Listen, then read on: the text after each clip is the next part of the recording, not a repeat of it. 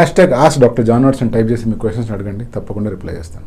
Raghava XT, sir hair transplantation చేసిన తర్వాత హెడ్లో neurology problems వస్తాయా ఫ్యూచర్లో?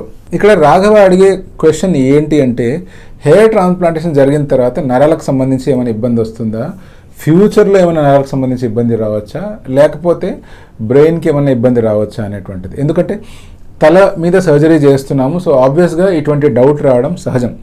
తలలో బ్రెయిన్ ఉంటుంది, ఆ బ్రెయిన్ నుంచే నర్వ్స్ వస్తాయి. సో ఒక కామన్ వ్యక్తి ఇలా ఆలోచించడంలో ఎటువంటి తప్పు లేదు. బట్ మనం కొంచెం ప్రాపర్గా దీన్ని అర్థం చేసుకుందాం. హెయిర్ ట్రాన్స్ప్లాంటేషన్ సర్జరీ ఎప్పుడైతే చేస్తామో మనము స్కాల్ప్ వెనకాల భాగం నుంచి జుట్టు తీస్తాము. జుట్టు తీసి స్కాల్ప్ ముందు భాగంలో అగైన్ జుట్టు ఇంప్లాంట్ చేస్తాము.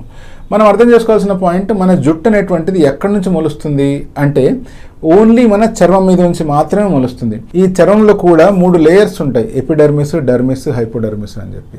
సో ఈ మొదటి 2-3 లేయర్ నుంచే హెయిర్ అనేటువంటిది బయటకు వస్తూ ఉంటుంది. ఇలాంటప్పుడు నేను సర్జరీ చేసేటప్పుడు ఎప్పుడైతే హెయిర్ని బయటకు తీయాలో ఆ గ్రాఫ్ని పూర్తిగా బయటికి తీయడానికి మన స్కిన్ ఉండే డెప్త్ కంటే లోతుగా నేను వెళ్ళడానికి కుదరదు. అంతకంటే లోతుగా నేను వెళ్ళినట్లయితే నేను ఎఫెక్టివ్గా హెయిర్ గ్రాఫ్ట్ని తీయలేను అనమాట. అందుకని స్కిన్లో ఎంత డెప్త్ వరకు పోతే నాకు హెయిర్ గ్రాఫ్ట్ ఈజీగా వస్తుందో అంత డెప్తే వెళ్తాను. చెప్పే ఉద్దేశం ఏంటి అంటే, నేను స్కిన్ దాటి దాని లోపల ఉండే స్ట్రక్చర్స్ కానీ, దాని కింద ఉండే మజిల్స్ కావచ్చు, స్కాల్ప్ టిష్యూస్ కావచ్చు, దాని కింద ఉండే బోన్ కావచ్చు, ఇంత దూరం వరకు నా ఇన్స్ట్రుమెంట్స్ పోవు అనమాట. నేను ఎప్పుడైతే స్కిన్ పై భాగంలో మాత్రమే సర్జరీ చేస్తానో కింద భాగాలకి ఎటువంటి హాని జరిగే అవకాశం లేదు. ఇప్పుడు స్కిన్ నేను దాటి వెళ్ళట్లేదు అంటే స్కిన్ కింద మళ్ళీ మజిల్స్ కానీ, అపోన్యూరోసిస్ కానీ, లేకపోతే పెరియాస్టమ్ అండ్ బోన్ అంటే స్కల్ బోన్, ఈ స్కల్ బోన్ కింద మన బ్రెయిన్ అనేటువంటిది ఉంటుంది. సో నేను ఇంతవరకు రీచ్ అవ్వను కాబట్టి మీ బ్రెయిన్కి కానీ లేకపోతే మీ స్కల్కి కానీ ఎటువంటి డ్యామేజ్ జరగదు.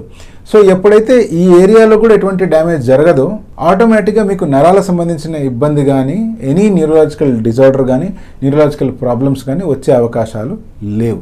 బట్ మనం ఇంకొక పాయింట్ గమనించాలి ఇక్కడ. అదేంటి అంటే, మీ స్కాల్ప్ స్కిన్ పెయిన్ తెలియకుండా ఉండడానికి నేను మత్తు ఇంజెక్షన్ ఇస్తూ ఉంటాను.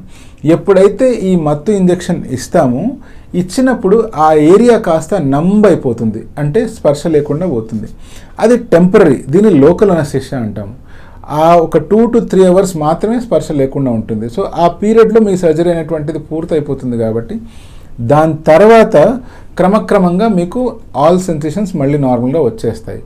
ఈ ప్రక్రియలోనే కొంతమందికి ఈ సెన్సేషన్స్ రావడానికి కొంచెం టైం పడుతుంది. అంటే కొంతమందికి 4 days, కొంతమందికి 5 days పట్టచ్చు, ఇంకొంతమందికి 10-15 days కూడా పట్టే ఛాన్సెస్ ఉన్నాయి. ఇలా సెన్సేషన్స్ నార్మలైజ్ అయ్యేటప్పుడు కొంచెం టింగ్లింగ్ సెన్సేషన్ కూడా వస్తూ ఉంటుంది. బట్ ఇదంతా చాలా నార్మల్ ప్రాసెస్, ప్రత్యేకమైన డిస్కంఫర్ట్ అంటూ ఏమీ ఉండదు. సో దీని గురించి మీరు ప్రత్యేకించి వరి కావద్దు. హెయిర్ ట్రాన్స్ప్లాంటేషన్ చేయడం వల్ల న్యూరలాజికల్ ప్రాబ్లమ్స్ అంటూ ఏమీ జరగవు. మీకే కనుక బట్టతల ఉంది అంటే ప్రశాంతంగా మీ స్కాల్ప్ వెనకాల ఉన్న డోనర్ ఏరియాని తీసి ఫ్రంట్ ఏరియాలో ఇంప్లాంట్ చేసుకొని మళ్ళీ ఒత్తైన జుట్టు మీరు పొందుకోవచ్చు.